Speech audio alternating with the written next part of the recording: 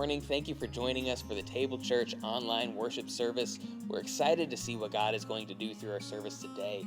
We're going to begin our time together with a time of worship. This is where we sing songs to and about the Lord. At the bottom of your screen, you're going to notice words. We encourage you to sing along with those. We encourage you to clap, dance, sing, do whatever you want to do. But ultimately, this is a time of worship and praise of God. So as you sing, we encourage you to meditate on how what you are saying speaks to your relationship with the Father.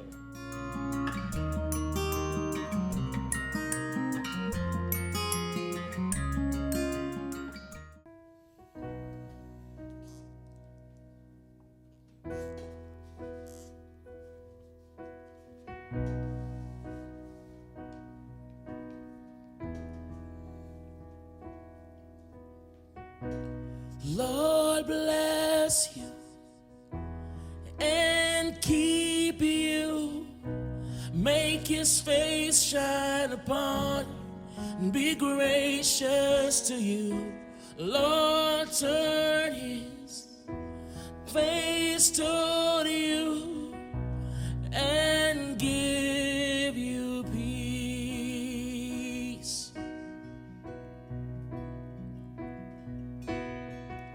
The Lord bless you and keep you, make his face shine upon you and be gracious to you. Lord turn his face toward you and give you peace.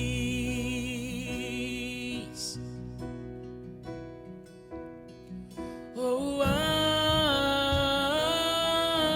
amen, amen, amen,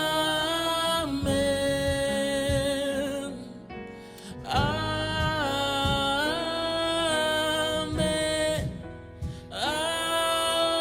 amen, amen.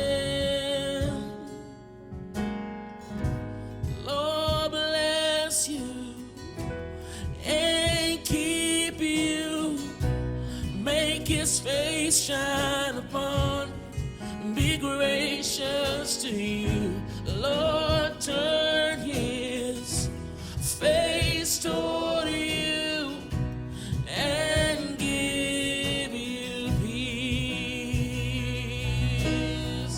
Oh, oh, amen, amen, amen. Oh, amen, amen, amen. We agree with heaven and sing amen, amen,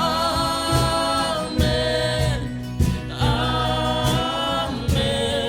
Receive your blessing, Lord. Amen, amen, amen.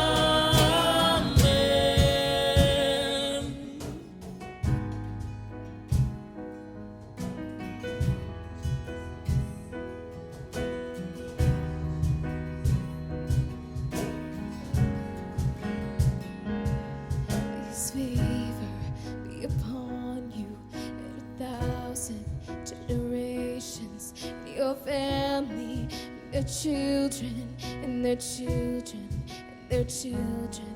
May his favor be upon you and 1,000 generations, and your family, and your children, and their children, and their children. May his presence go before you and behind you and beside you, all around you and within you. He is with you, he is with you in the morning, in the evening, in your coming and your going, in your weeping and rejoicing. He is for you, he is for you, he is for you, he is for you, he is for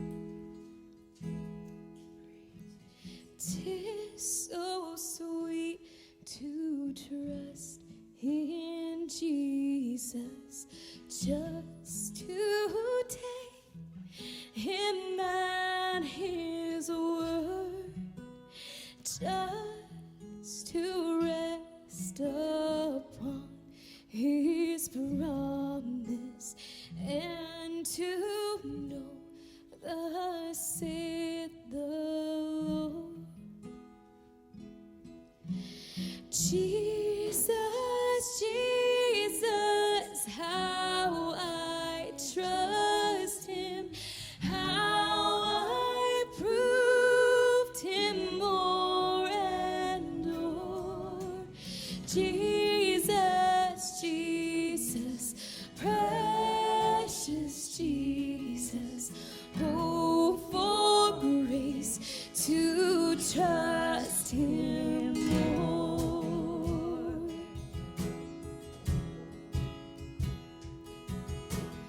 Oh, how sweet to trust in Jesus, just to trust His cleansing blood, just in simple faith to plunge me neath the healing cleansing blood.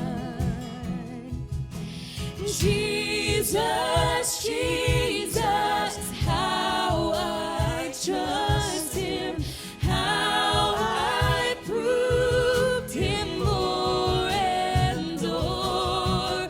Jesus, Jesus, precious Jesus, oh, for grace to trust Him more.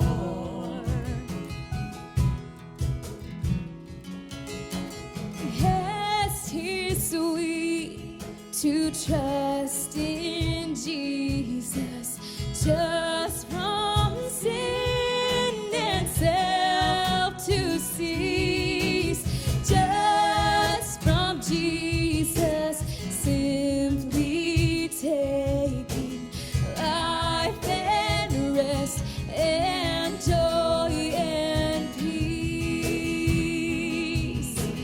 Jesus, Jesus, how I trust Him, how I prove Him more and more. Jesus, Jesus, precious Jesus, oh, for grace to trust Him more.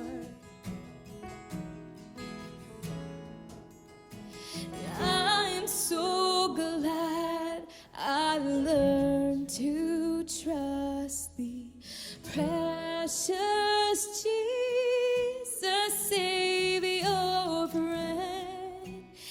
And I know that Thou art with me, will be with me to the end.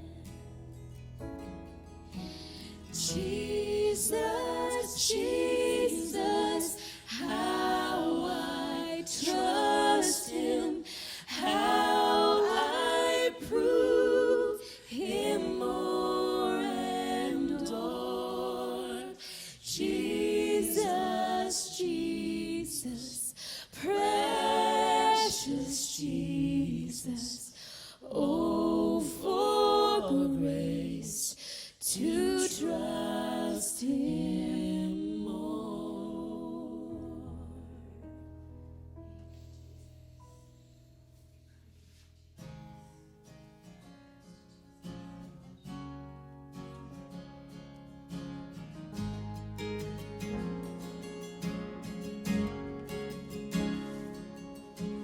Father of kindness, you have poured out grace and brought me out of darkness. You have filled me with peace.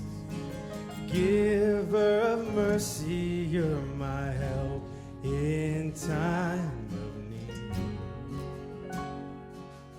Lord, I can't help but sing. Faithful you are,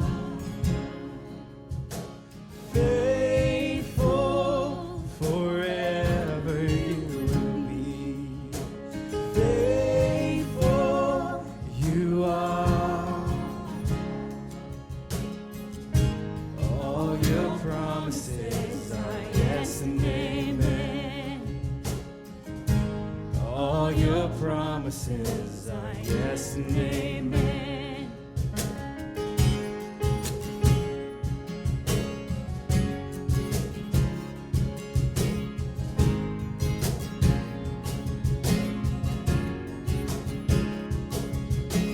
Beautiful Savior, you have brought me near. You pulled me from the ashes, you have broken every curse. Blessed Redeemer, you have set this captive free. Lord, I can't help but sing. Faithful you are,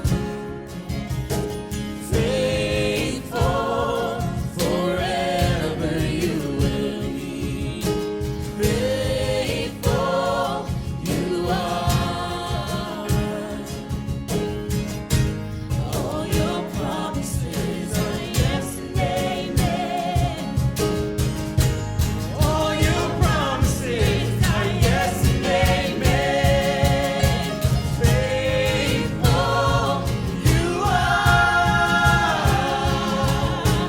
Faithful forever you will be. Faithful you are.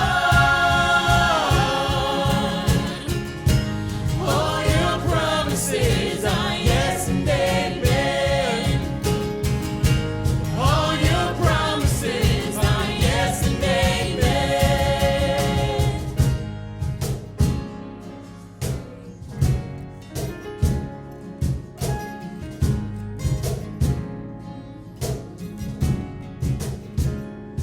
And I will rest in your promises. My confidence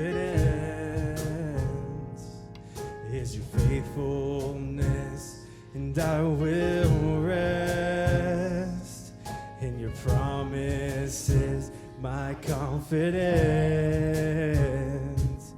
is your faithfulness, and I will rest in your promises.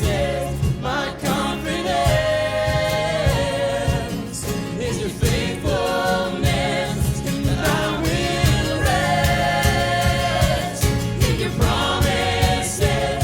My confidence is your faithfulness.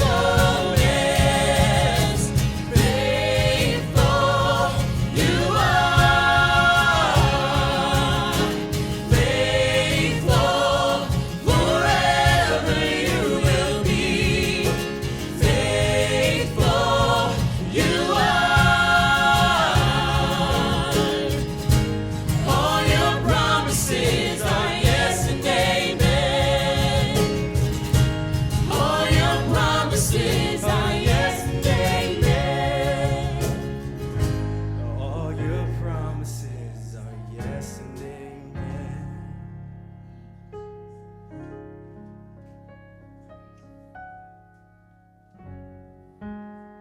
We want to thank you again for joining us this morning. You know, as I was preparing for this message today, I was reminded of this reality that the Lord speaks into us and He prepares us for seasons that we are in well in advance. He uses situations that He has put us in and He has helped us through to speak into the difficult times we're in today. And let me tell you, we are in a difficult time. As I was preparing, I was reflecting on the week that we've all had, and it's been terrible. It's been a hard week. And it's because around our nation, we've seen things like anger and hatred. We've seen racism and prejudice. We've seen all of these things come to the surface of friends and family. None of us are immune to it because either A, we're feeling that way ourselves, or B, someone we're close to is dealing with strong feelings. And it's in this time where I felt overwhelmed. I didn't know what to do. I'm 25. I don't have any kind of experience that would make me qualified to speak into this. But in the middle of it, the Lord used this passage that we're working through today to speak into this situation. And in what Jesus says, I believe that we find the answer to fixing everything we've gone through, to fixing not just the injustice and the hate that we see today, but fixing all the other issues we face common to humanity moving forward. And it's this. Here's what the passage says. In everything, do to others as you would have done to you. This is the law and this is the prophet. You see, whenever we look at this, I think it's really easy to diminish its significance because it's simple.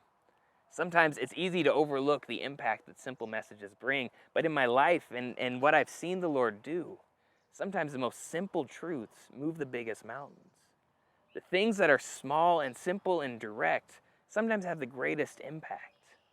I think it's also easy to push this aside because it's something we've heard. We're all familiar with it, right? Treat other people like you want to be treated. We've all been told this as a sense of correction, right? Whenever we treat somebody unfairly, when we're mean, when we're a jerk to somebody, it's so easy for somebody to say, treat other people as you want to be treated. And that's good. And I think that the fruit of that would be okay, right? If we treat people well.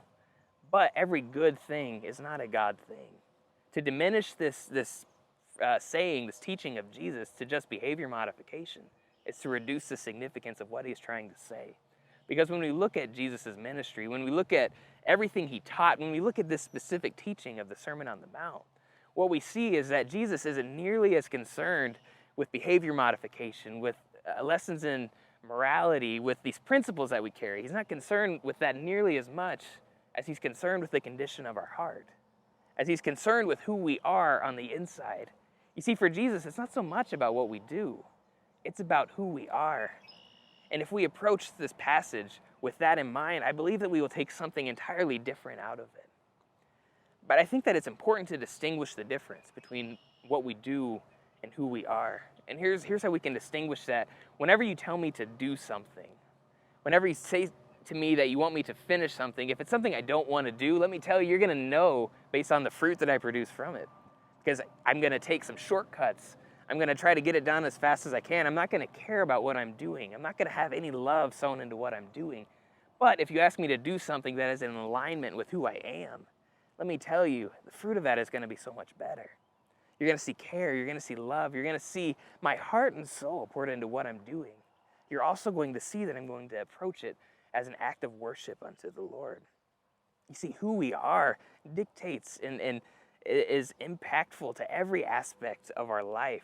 And that's where Jesus wants to speak into us. Jesus wants to teach us and to minister us based from who we are. He doesn't want to tell us what to do.